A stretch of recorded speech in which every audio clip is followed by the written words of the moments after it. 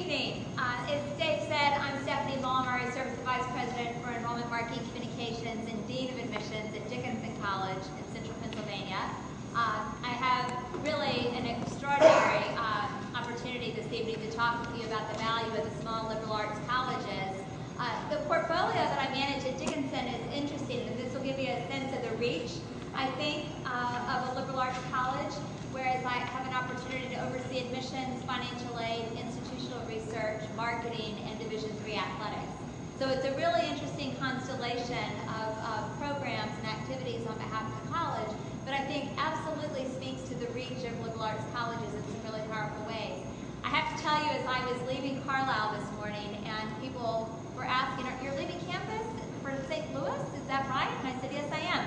No, you're not. You're not flying to St. Louis today. And I said, St. Louis is fine. This storm has missed St. Louis. And you all are much like we are in Carlisle. We feel like we're just to the south or just to the north of whatever's come through this winter.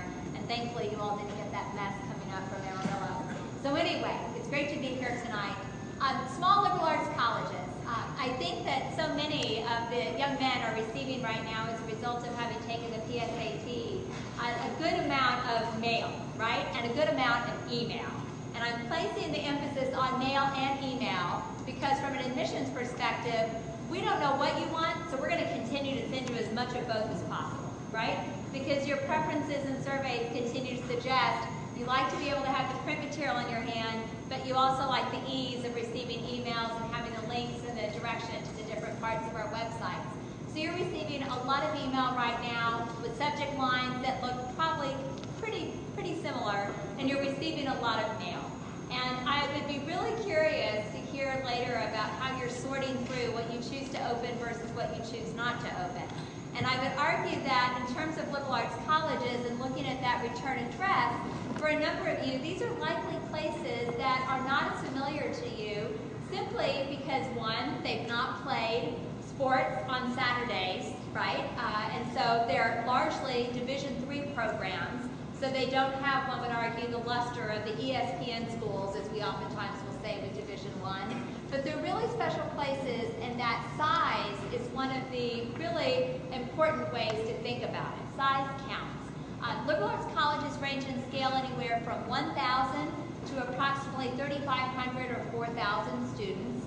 And the idea of there being one undergraduate college rather than several schools where a student might choose at a larger school, as you'll hear in a little bit, maybe a school of arts and sciences, a school of engineering, a school of foreign service, any number of schools that might be comprised of the overall institution. At a liberal arts college, you have one undergraduate experience. Oftentimes, significant reach in terms of academic program, both depth and breadth. And liberal arts colleges pride themselves in having a very interdisciplinary approach into the way that they educate students. So the idea that you will learn across the curriculum, okay, that you won't have a narrow or highly specialized area of training or of interest, but that there will be largely distributional requirements or common core courses that you'll be able to take that will ensure that you're learning across the social sciences, the natural sciences, the humanities, and the arts. Oftentimes there's a foreign language component, and that contributes to that interdisciplinarity. We were talking at dinner that one of the areas that I think is defining for Dickinson certainly is the global reach of our college. We offer 13 foreign languages, which for a school of 2,300 provides a lot of depth and breadth in terms of our global footing. So thinking about language, thinking about sciences, social sciences, there will be programs that are going to be very familiar to you based upon your curriculum here. What you oftentimes will not find at a liberal arts college will be those areas that are atypical, okay, such as journalism, communications, engineering, for example. Those fields that are perhaps more specialized, you will oftentimes hear of graduates and students talking about how they had a traditional liberal arts undergraduate major, maybe economics or English or international studies or music or art, but how through internships and how through their interest in a particular job or career, and certainly as they think about graduate professional school, the constellation of the courses that comprise their undergraduate experience marketable in some important ways. We continue to hear that, certainly in terms of career services, and that employers are constantly seeking liberal arts college graduates because of the nimble, flexible, and adaptable way that they've approached learning. And the idea of reinvention, that liberal arts college graduates are certainly in a position to be able to think about 1 year out, 10 years out, 20 plus years out, and reinvent themselves, if you will, as the economy and as the skill set requires them to change. Liberal arts colleges are traditionally very residential. So oftentimes over 90% of the students that are attending that college live on that respective campus, and oftentimes will guarantee housing all 4 years. So it is very much based upon a 4-year residential experience, oftentimes with smaller student-faculty ratios. In the case of the institution I represent, 10 to 1, with about 80% of the classes having 17 or fewer students.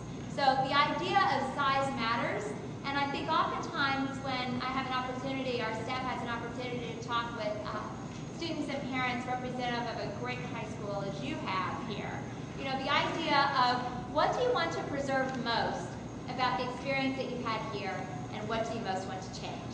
You know, going back to the idea of PSAT, for many of the young men tonight, you're probably thinking that Berkeley, Stanford, USC, and UCLA look pretty good right now, right? Because they're far away, they're uber big, and there's a level of anonymity that comes, right, with going to those size schools, perhaps, versus the idea of knowing each other and the degree of familiarity that you have here. But I would also argue that you have a real command of your learning, and you have a real sense of who you are as a result of smaller class sizes and the idea of being able to take risks in a way that oftentimes in larger places may be uncomfortable or may not be familiar. And I think oftentimes when I talk with students about liberal arts colleges, the idea, if you're interested in writing for the newspaper, if you're interested in writing for the yearbook, if you're interested in running for office, if you're interested in starting your own club or organization, think about the places and the types of spaces where you're more apt to do that, to put yourself out there. If you're interested in playing a sport, certainly for a number of you, sport's been a really defining part of your experience here, but you know, let's face it, Division I is a highly competitive place. A lot of times students will say, I could have a Division I opportunity perhaps, but it's a very intentional decision to play Division III, for example, because of the value and the premium that's placed on the student athlete. So, you know, certainly in terms of academic, one undergraduate college, highly residential, classes small, interaction with faculty, and let me just say too, the place that I represent, Dickinson, 98% of the faculty are full-time tenure track, right? So in a liberal arts college, you are going to be taught by full professors, okay? As opposed to larger places that you'll hear more about just in terms of scope and scale. Oftentimes graduate or teaching assistants and adjuncts are helping to complement demand for particular courses, whether it be by the semester or in a given year. So some things to think about there.